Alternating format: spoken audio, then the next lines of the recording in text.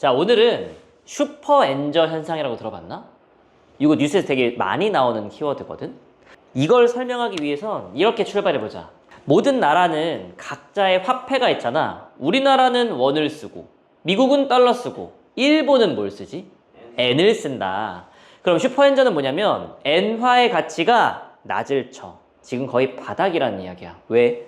앞에 슈퍼가 붙어 있잖아. 그래프 볼래? 지금 엔화의 가치가 흘러내리고 있습니다. 100엔에 860원대까지 떨어졌다라고 하거든. 일본 화폐 역사상 34년 만에 가장 낮은 엔화 가치가 떨어져 있는 상태를 이야기합니다.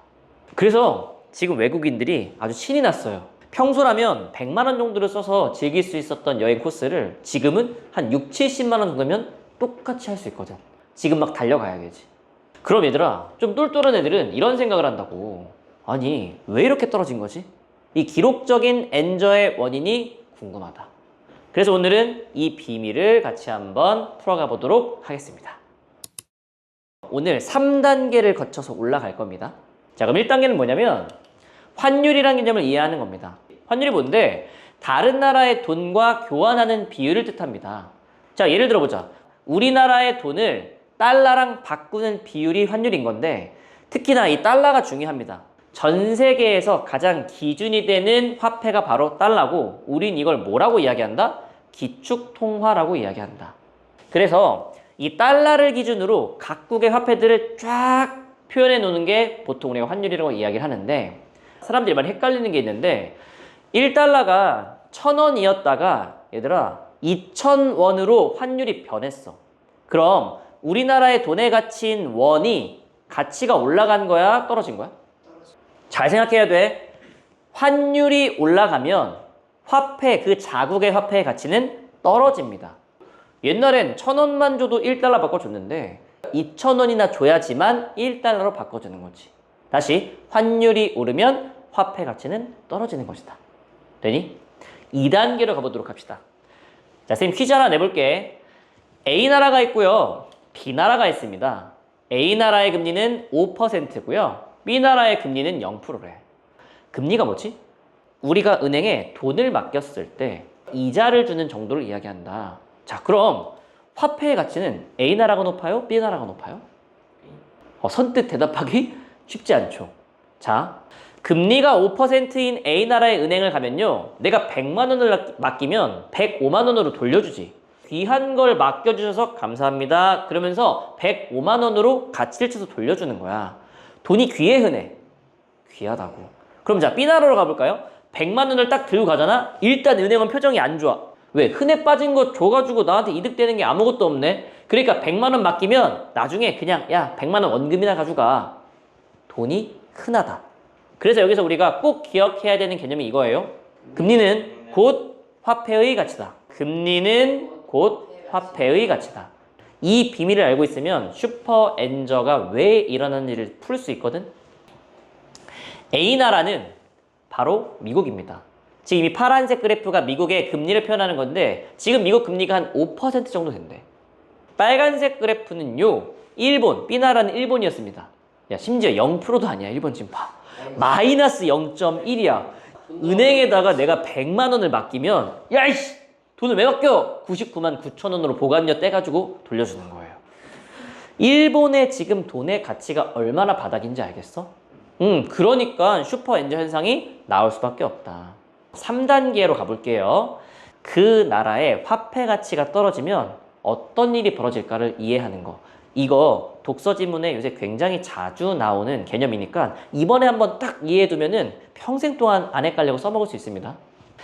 자, 기업 입장에서는요, 방긋 웃고 있네. 좋은 상태를 뜻하겠죠. 근데 일본의 국민들은 표정이 어때요? 괴로운 상황이 펼쳐집니다. 삶의 질이 떨어질 거예요. 한번 예를 들어서 설명을 해볼 건데, 미국에 사는 데이빗이 일본 자동차를 한번 사볼까라고 이제 고민하고 있었어. 그때 당시에 일본 환율이 1달러에 100엔 정도. 그래서 데이빗은 일본 자동차를 사기 위해서 10,000달러가 필요한 상황인 거야. 생각하니까 좀 비싸네. 사야 되나 말아야 되나 고민하고 있었는데 몇 달 후에 신문기사에 엔화 가치가 폭락했다라는 소리가 들려. 그럼 데이빗은 바로 일본 자동차를 사러 달려가야 돼요. 왜요? 1달러가 200엔이 되면요. 5,000달러만 가지고 가도 예전과 똑같은 가치를 낼 수 있기 때문에 대입 입장에서는 2분의 1로 체감 가격이 확 떨어진 거지. 그럼 일본 자동차가 많이 팔릴까 적게 팔릴까? 전 세계 사람들이 다 일본 자동차 사려고 난리겠지. 일본 기업, 수출하는 기업의 매출은 확 올라간다. 그리고 또 이게 끝이 아니야. 일본 회사가 달러를 벌어들였을 거 아니에요. 1달러에 100엔일 때는 100달러를 벌었다라고 하면 기대 수익이 10,000엔이에요. 환전하면요. 근데 1달러가 200엔이 되면요. 똑같이 외야 100달러를 벌었는데 환전하니까 20,000엔이네. 기대 수익이 2배로 확 뛰었다. 실제로 일본의 가장 유명한 자동차 회사는 토요타입니다. 판매 실적 보이니? 쫙 올라가고 있다. 근데 토요타뿐만이 아니라 수출을 기본으로 하는 일본의 많은 회사들의 이 주가 지수가 올라가고 있어. 주가라는 건 그 물건이 판매되는 판매 실적과 기대 예상 수익에 연동되니까. 근데 일본에 사는 나카무라 상은 상황이 심각합니다. 자, 나카무라 상이 아이폰을 사고 싶어. 아이폰 얼마인가 봤더니 이때 당시 환율이 1달러에 100엔이네. 그럼 10,000엔 정도의 돈이 필요하다고 생각해 볼게. 그럼 10,000엔을 벌기 위해서 3달 동안 알바를 열심히 했단 말이야. 그래서 이제 10,000엔을 들고 애플 딱 가가지고 저 아이폰 하나 주세요 라고 하니까 안 되는데요? 환율이 그동안 변해버린 거야. 1달러에 150엔이 돼버렸어. 그럼 얼마가 되는 거지 아이폰의 가격은? 15,000엔이 필요한 상황으로 변해버린 거지. 나카무라가 잘못한 게 뭐 있어? 없어. 그냥 3살 동안 열심히 알바해서 딱 돈을 벌어오니까 환율이 바뀌어가지고 아이폰을 못 사게 되네. 그래서 이런 표현이 있는 거야, 얘들아. 부자 나라, 가난한 국민. 나라는 수출이 잘 돼서 부자가 되고 있는데 실제로 그 나라에 살고 있는 사람들은 가난해지고 있다고 느끼고 있다고. 일본 국민들의 지금 분노가 어떻게 되겠니? 부글부글.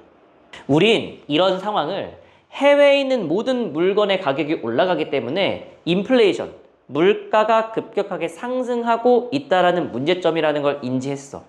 야, 그럼 일본 정부가 해야 되는 건 뭐지? 인플레이션을 막기 위한 가장 효과적인 방법은 뭐다? 금리를 높이는 거다. 왜요? 아까 했다. 금리를 높이면 돈이 귀해지지. 인플레이션이라는 건 돈이 흔해져가지고 물건이 귀해지고 가격이 올라가는 거거든. 그럼 상대적으로 돈이 귀해지면 물건의 가격이 떨어지겠죠. 금리 인상하면 되잖아. 일본은 왜 금리 인상 안 하는 건데?